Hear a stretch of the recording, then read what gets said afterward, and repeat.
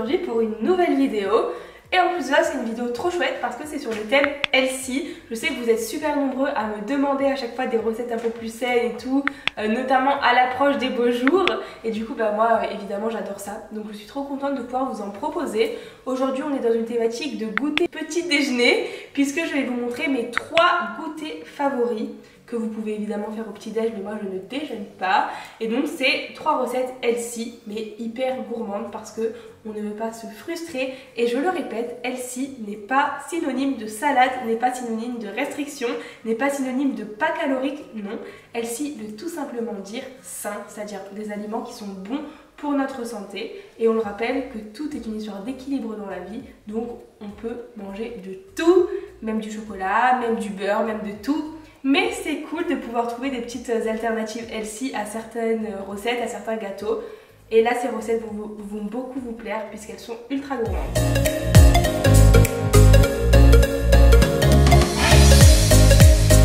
Donc, dans cette vidéo, on aura des energy balls au cacao, des pancakes à la banane et mon fameux porridge parce que je le mange absolument pratiquement tous les jours et vous me demandez souvent la recette. Donc, c'est chose faite. Alors donc pour cette première recette, on part sur des energy balls. Ce sont simplement des petites boules qu'on va pouvoir prendre en encas, hyper bonnes et hyper énergétiques. C'est ça, c'est pour ça qu'elles ont ce nom-là d'ailleurs. C'est que c'est vraiment des ingrédients à l'intérieur qui sont très énergétiques, c'est-à-dire qu'ils ont énormément d'apports nutritionnels tout simplement, comme par exemple de la pâte de dattes. On a ensuite du beurre de cacahuète sans sucre évidemment, donc c'est que de la cacahuète qui est mixée. De la poudre d'amande et du cacao en poudre non sucré. Donc voilà, on est vraiment sur des aliments bruts, protéinés, poudre d'amande et beurre de cacahuète, des lipides, les glucides avec les dattes et ensuite un petit peu de cacao pour se faire plaisir. En général, je les trempe dans de la noix de coco en poudre, je trouve que ça se marie trop bien avec le cacao. Mais en fait, vous pouvez vraiment l'adapter comme vous voulez, c'est-à-dire qu'au lieu du beurre de cacahuète, vous pouvez prendre du beurre d'amande, vous pouvez prendre pourquoi pas de la pâte de pistache, au lieu de la poudre d'amande, vous pouvez prendre de la poudre de noisette, de la poudre de coco, enfin bref. C'est vraiment possible d'adapter selon vos goûts et c'est ça qui est super chouette avec les energy balls. Donc pour commencer, en fait on va mettre tous les ingrédients dans le bol. En général on peut le faire dans un mixeur, c'est plus facile, mais là je vais le faire devant vous, donc je mets tout dans mon bol. Donc la pâte de dattes, ensuite on rajoute le beurre de cacahuète, que vous pouvez évidemment faire maison. La pâte de dattes elle est faite maison avec simplement des dattes que j'ai mixées, de la poudre d'amande, oula je m'en fous partout, et pour terminer évidemment le cacao en poudre. Et une fois qu'on a tout dans notre bol, on va simplement pouvoir venir mélanger. Hop, donc je finis à la main parce que vous avez vu, c'est pas simple à la fourchette.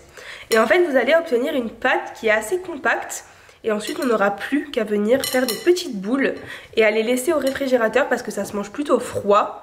Mais franchement c'est une recette tellement rapide, hyper saine, ultra gourmande et pour un goûter c'est juste top quoi. Voilà ce qu'on doit obtenir, donc vous voyez que ça fait vraiment une pâte en fait très compacte. Et là on va simplement devoir la mettre en boule. Et donc une fois que vous obtenez votre pâte, vous allez pouvoir former vos boules et donc moi je vais les tremper dans la coco râpée avant de les mettre dans mon assiette et ça va donner encore plus de gourmandise. Au niveau de la dimension du grammage des boules, vous faites vraiment comme vous voulez. Moi je les fais pas trop grosses parce que étant donné que c'est des ingrédients qui sont très énergétiques, ça cale. Franchement vous prenez 1 ou 2 boules, ça y va quoi. Donc des petites boules comme celle-ci, largement suffisant. Je viens donc la tremper dans la noix de coco. Hop. Et une fois qu'elle est bien trempée, on la réserve dans notre assiette. Et ensuite, vous pouvez soit les manger de suite, soit vous pouvez les conserver un petit peu au réfrigérateur. Ça se fait. Moi, j'aime bien les manger un peu fraîches, un peu froides. Donc je les laisse au réfrigérateur, puis je les mange. Et franchement, c'est une tuerie. Vraiment.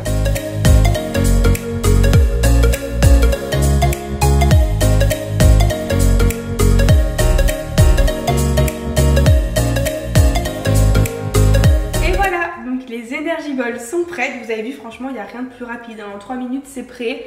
Pour le coup, ça se conserve super bien.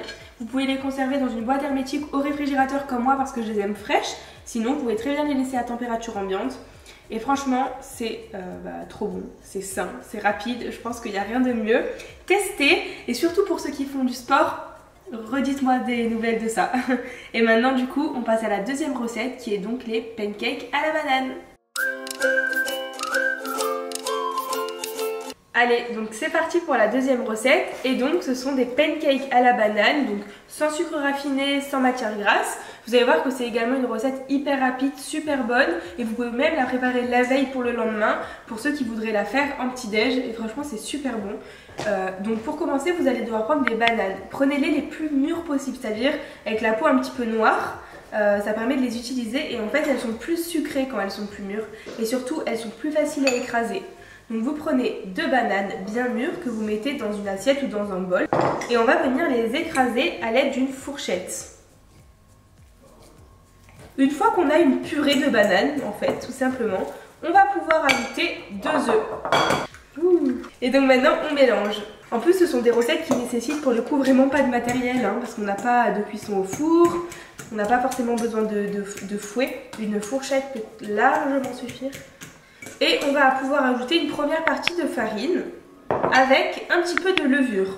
Donc toutes les quantités seront en description.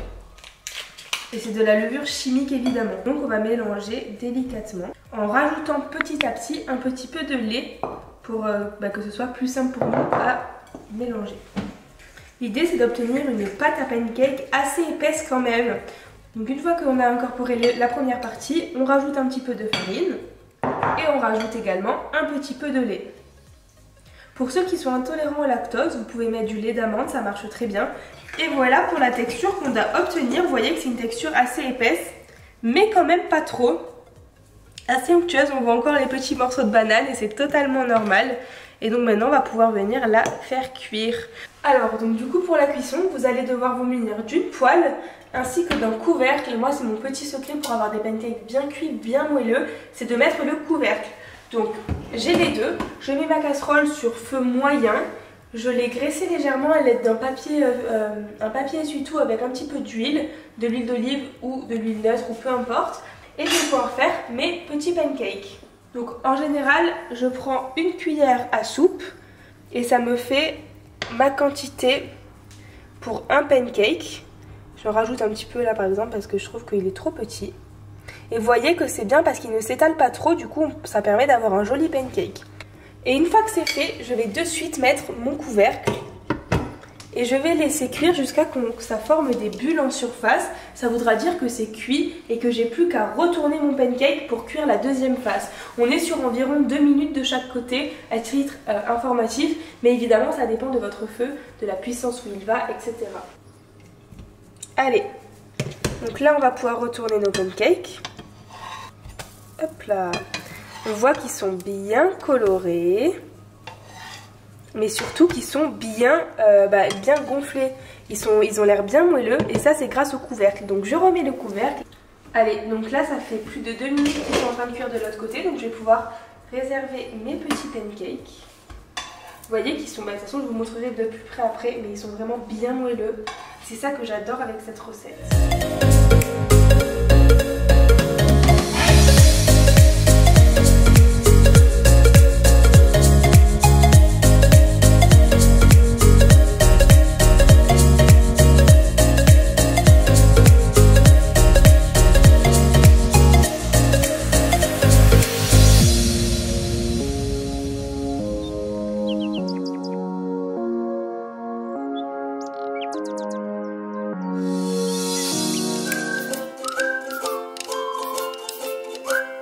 Allez, donc pour la dernière recette, je vais vous présenter ma recette de borich. C'est ma recette préférée du monde entier.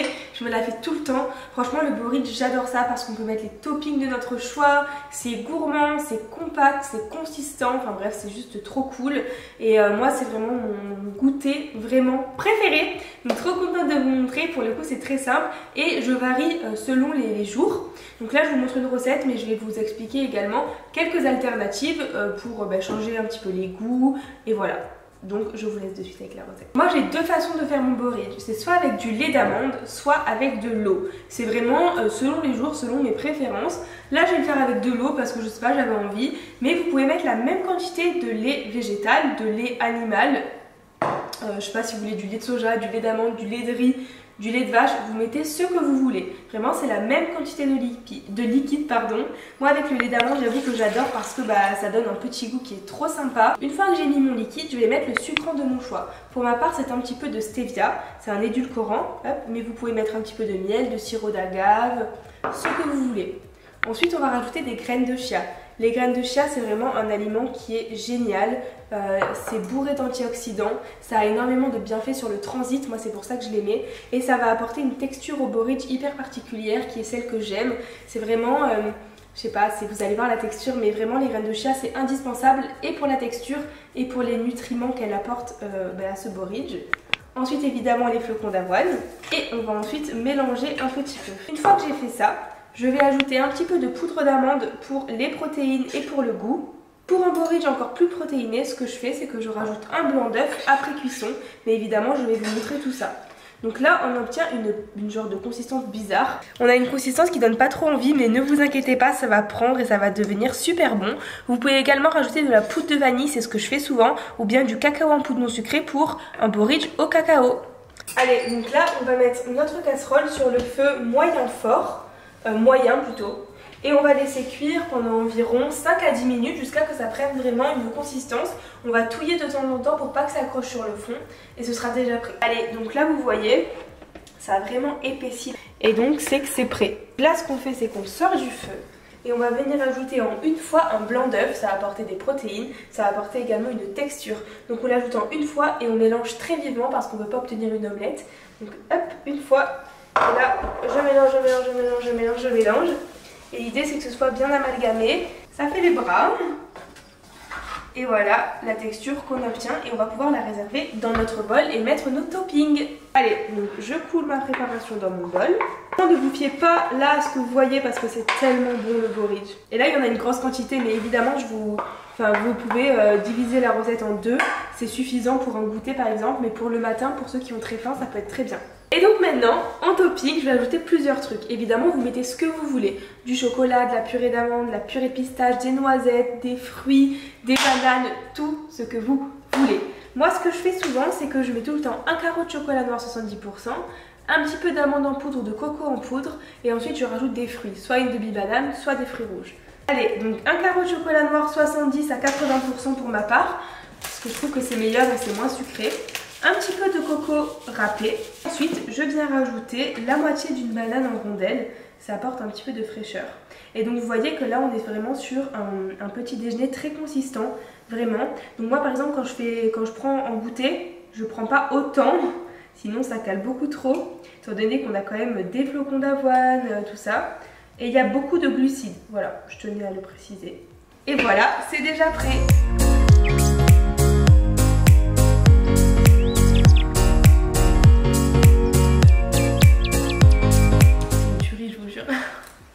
Et voilà, donc tous nos goûters sont prêts, donc les pancakes, les energy balls et le porridge. Franchement, vous avez de quoi vous régaler, vous avez de quoi tester et me dire ce que vous préférez en commentaire, ça m'intéresse beaucoup. C'est vraiment des recettes qui sont hyper saines et hyper rapides comme vous avez pu le voir. Donc j'espère que ça vous a plu. N'hésitez pas à liker, commenter et vous abonner. N'hésitez pas aussi à me donner des idées de recettes en commentaire, comme ça pourra m'aiguiller sur ce que vous avez envie de voir sur ma chaîne. Et puis voilà, merci beaucoup d'avoir regardé la vidéo et je vous fais des bisous.